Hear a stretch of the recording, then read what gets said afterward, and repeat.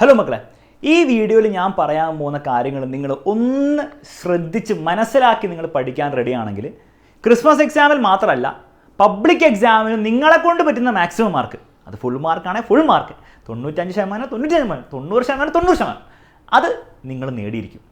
Okay, അപ്പോൾ നമ്മുടെ കാര്യത്തിൽ കിടക്കാം. ഫസ്റ്റ് നിങ്ങളുടെ ലൊക്കേഷൻ ഇപ്പോൾ ഇവിടെയാണെന്ന് വിചാരിക്കുക. ഇനി ക്രിസ്മസ് എക്സാമിന് എത്ര സമയമുണ്ട്? വളരെ കുറച്ച് സമയമേ ഉള്ളൂ, 5 ദിവസമേ ഉള്ളൂ. 5 ദിവസം എന്ന് ആലോചിക്കുമ്പോൾ നിങ്ങൾ അല്ലെങ്കിൽ സാർ കുറച്ച് ദിവസമല്ലേ ഉള്ളൂ, എന്തെങ്കിലും ചെയ്യാൻ പറ്റുമോ എന്നൊക്കെ വിചാരിക്കേണ്ട. ഇതിൽ കുറച്ച് കാര്യങ്ങൾ ചെയ്യാൻ പറ്റും. പിന്നെ എന്തൊക്കെയാണുള്ളത്? പിന്നെ നമുക്ക് 59 ദിവസം കഴിഞ്ഞാൽ നമ്മുടെ മോഡൽ എക്സാം വരും. ഓൾമോസ്റ്റ് ഒരു 60 ഡേയ്സേ നമുക്ക് മോഡൽ എക്സാമിനുള്ളൂ. അതിനിടയിൽ പല പല കാര്യങ്ങൾ വരും അല്ലേ. എല്ലാ 60 ദിവസം 59 ദിവസം പഠിക്കലൊന്നും നടക്കണ്ടാവില്ല. എങ്കിലും ഒരു മീഡിയം ടൈമേ ഉള്ളൂ. ആ മീഡിയം ടൈമിൽ നമുക്ക് എന്തൊക്കെ ചെയ്യേണ്ടി വരും? നമ്മുടെ സ്കൂളിൽ അല്ലെ നമുക്കും കുറച്ച് ചാപ്റ്റർ ബാക്കി പഠിക്കാനില്ലേ, അപ്പോൾ അത് പഠിച്ച് തീർക്കേണ്ടി വരും. എല്ലാ സബ്ജക്റ്റിൻ്റെയും കൂടെ പഠിക്കുമ്പോഴത്തേക്കും അതിലൊരു 20 ദിവസം പോയിട്ടുണ്ടാവും. പിന്നെ എന്ത് ചെയ്യേണ്ടി വരും? മോഡൽ എക്സാമിന് മുമ്പ് ഫസ്റ്റ് ചാപ്റ്റർ മുതൽ ഒന്നുകൂടി പഠിക്കേണ്ടി വരും. ഒരു 80% എങ്കിലും എല്ലാ ചാപ്റ്റേഴ്സ് സെറ്റാക്കണ്ടേ റിവിഷനൊക്കെ ചെയ്ത്.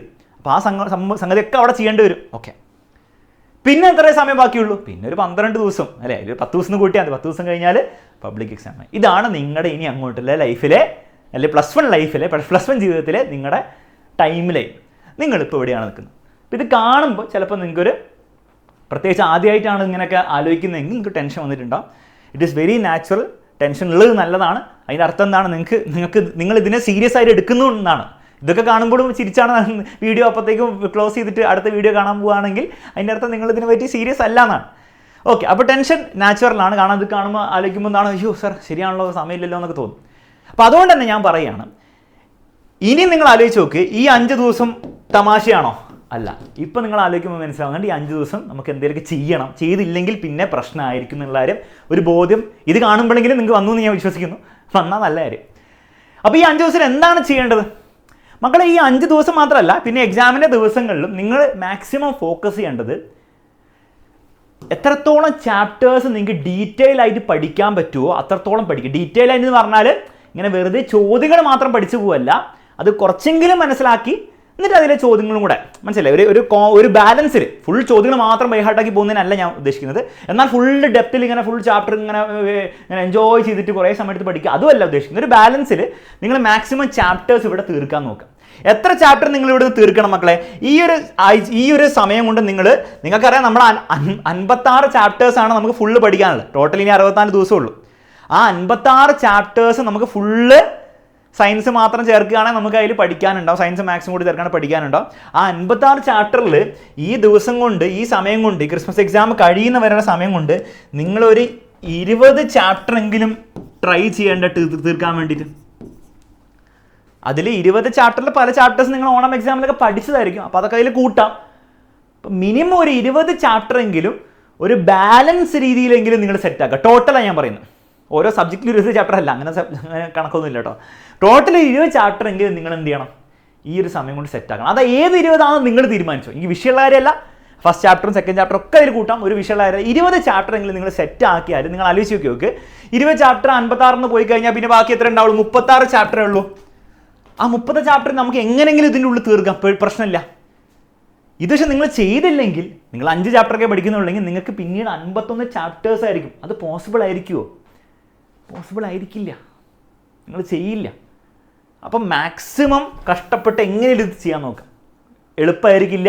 ഡെയിലി ഒരു 3-4 മണിക്കൂറോ നിങ്ങൾ സ്പെൻഡ് ചെയ്യേണ്ടി വരും. അങ്ങനെയൊക്കെ ചെയ്താലേ ഇത് നടക്കുള്ളൂ.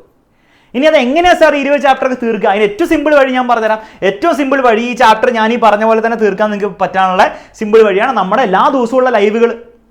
ഈ വീക്ക് നമ്മൾ ഓൾറെഡി സ്റ്റഡി പ്ലാൻ തന്നു. പലരും വന്നിട്ട് അടിപൊളിയായിട്ട് അതിൽ പങ്കെടുക്കുന്നുണ്ട്. നല്ലോണം ലൈവിലൊക്കെ ഇൻട്രാക്ട് ചെയ്യുന്നുണ്ട്. കമൻസ് ഒക്കെ ലൈവ് കഴിയുമ്പോൾ ചെയ്യുന്നുണ്ട്. അടിപൊളിയായിട്ട് പഠിക്കുന്ന കുറേ കുട്ടികളുണ്ട്. നിങ്ങളും അതിൽ ഉള്ളൊരു കുട്ടിയാണെന്ന് ഞാൻ പ്രതീക്ഷിക്കുകയാണ്. ഇനി അല്ലെങ്കിൽ അതിൽ ഇനിയും പങ്കെടുക്കാൻ ഇനി ചാൻസ് ഉണ്ട് നിങ്ങൾക്ക്. കാരണം ഓരോ ദിവസവും നമ്മൾ എടുക്കുന്ന ലൈവുകളിൽ ഇപ്പം ഫസ്റ്റ് ദിവസം കഴിഞ്ഞ തെർമോഡൈനാമിക്സും എക്വിലിബ്രിയം ആയിക്കോട്ടെ, ഇന്നലെ കഴിഞ്ഞ ഇൻട്രോ ടു 3D ആയിക്കോട്ടെ, ഇന്ന് നടക്കാൻ പോകുന്ന സം ബേസിക് കോൺസെപ്റ്റ്സും കെമിക്കൽ ബോണ്ടിങ് ആയിക്കോട്ടെ, ഇതൊക്കെ എല്ലാ ലൈവുകളും ഇതിൽ അത്യാവശ്യം ഞാൻ ഈ പറഞ്ഞ പോലെ ആ ബാലൻസിലാണ് എടുക്കുക. ഓവർ തിയറി പറഞ്ഞിട്ട് ചാപ്റ്റർ ഡെപ്തിൽ പഠിപ്പിക്കാൻ നോക്കില്ല, എന്നാൽ ഓവർ ചോദ്യങ്ങൾ മാത്രം ബൈഹാർട്ടാക്കി പഠിപ്പിക്കുകയല്ല ചെയ്യുക. ഒരു ബാലൻസിലാണ്.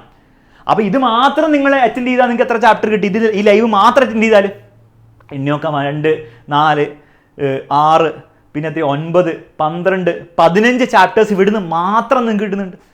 ഇതുകൂടാതെ നമ്മൾ ഓരോ എക്സാമിൻ്റെ മുൻപ് നമുക്ക് ചെറിയ ചെറിയ സമയമുണ്ട്, അവിടെയും നമുക്ക് എന്ത് ചെയ്യാം, മാക്സിമം തീർക്കാം. സിലബസ് ഫുള്ള് ക്രിസ്മസ് എക്സാമിന് തീർക്കണമെന്ന് വാശി പിടിക്കേണ്ട, പറ്റുമെങ്കിൽ നിങ്ങൾ തീർത്തോ. പക്ഷെ അത് പറ്റിയില്ലെങ്കിലും ഈ 15 ചാപ്റ്റർ ഒരു 5 ചാപ്റ്ററും കൂടെ തീർക്കാൻ നിങ്ങൾക്ക് പറ്റില്ലേ? പറ്റും, നിങ്ങൾ വിചാരിച്ചാൽ പറ്റും. സാർ ഞാൻ ഇന്നാണ് ഇതിനെ പറ്റിയൊക്കെ അറിയുന്നത്, അപ്പോൾ ഇനി ഞാൻ എന്ത് ചെയ്യും? ലൈവ് കിടപ്പുണ്ട്, പോയിരുന്ന് കാണുക, എക്സ്ട്രാ സമയം എടുക്കുക, കഷ്ടപ്പെടുക, കുറച്ച് പണിയെടുക്കാൻ റെഡിയാവുക. അങ്ങനെ നിങ്ങൾ പഠിക്കാൻ റെഡിയാണെങ്കിൽ ഈ പറഞ്ഞ പ്ലാൻ നടക്കും. അത് നടന്നു കഴിഞ്ഞാൽ വേറെ ലെവൽ സമാധാനമായിരിക്കും നിങ്ങൾക്ക് ഉണ്ടാവുക. മാർക്ക് മാത്രമല്ല, സമാധാനം വേണ്ട ജീവിതത്തിൽ. ആ സമാധാനം, കാരണം പിന്നെ നിങ്ങൾക്ക് 36 ചാപ്റ്റർ നമുക്ക് എങ്ങനെയെങ്കിലും പഠിച്ചെടുക്കാം.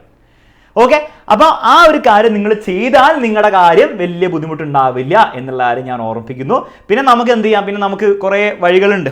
ഇത് കഴിഞ്ഞ പാടെ നമ്മൾ ഒന്നെങ്കിൽ നിങ്ങൾ ബാച്ചിലൊക്കെ ജോയിൻ ചെയ്തവരാണെങ്കിൽ, നമ്മൾ ക്രാഷ് ബാച്ചിൽ ജോയിൻ ചെയ്തവരാണെങ്കിൽ താഴെ ഡീറ്റെയിൽസ് കൊടുത്തിട്ടുണ്ട്. December 23 നമ്മൾ ക്രാഷ് ബാച്ച് സ്റ്റാർട്ട് ചെയ്യും, വീണ്ടും നമ്മൾ സ്റ്റാർട്ട് ചെയ്യും, ഫസ്റ്റ് വലിയ ചാപ്റ്റർ സ്റ്റാർട്ട് ചെയ്യും. അപ്പോൾ അതിൽ നിങ്ങൾ ഓൾറെഡി നിങ്ങളുടെ ഭാഗത്തുനിന്നൊരു പണിയെടുത്ത് നിങ്ങൾ വെക്കുകയാണെങ്കിൽ നിങ്ങൾക്ക് ആ ക്രാഷ് ബാച്ചൊക്കെ ഭയങ്കര യൂസ്ഫുൾ ആയിട്ട് നിങ്ങൾക്ക് പെട്ടെന്ന് തീർക്കുകയൊക്കെ ചെയ്യാം. പെട്ടെന്ന് തീർക്കുകയൊക്കെ ചെയ്യാം. മോഡൽ എക്സാമിന് മുൻപും പബ്ലിക് എക്സാമിന് മുമ്പ് റിവൈസ് ചെയ്യാൻ സമയം ഉണ്ടാവും. അങ്ങനെയാണ് പിള്ളേർ എന്ത് ചെയ്യുക, ഈ 90, 95, 99% മാർക്ക് വാങ്ങുക.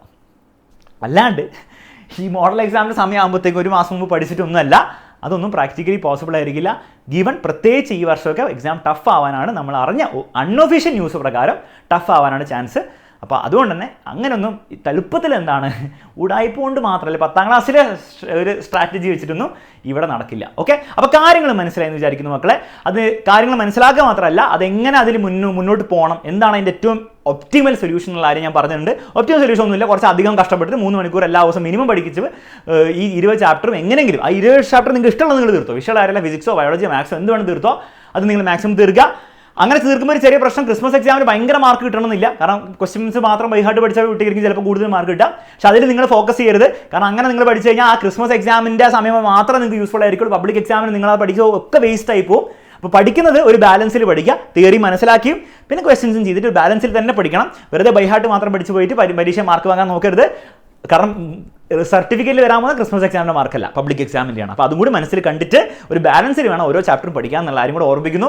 ഈ ഒരു ഐഡിയ, ഞാൻ ഈ പറഞ്ഞ പ്ലാന് കാര്യങ്ങൾ നിങ്ങൾക്ക് ഇഷ്ടപ്പെട്ടിട്ടുണ്ടെങ്കിൽ തീർച്ചയായിട്ടും നിങ്ങൾ ഫ്രണ്ട്സിന് ഷെയർ ചെയ്യണം, ലൈക്കും ചെയ്യണം, പറ്റുമെങ്കിൽ ഒരു കമൻറ്റും കൂടി ഇടാം. അത്രേ പറയാനുള്ളൂ. ബാക്കിയുള്ള നമുക്ക് എന്ത് ചെയ്യാം, ആക്ച്വൽ ലൈവിൽ വന്ന് ഞാൻ പഠിപ്പിച്ചു തരാം. Bye bye and take care.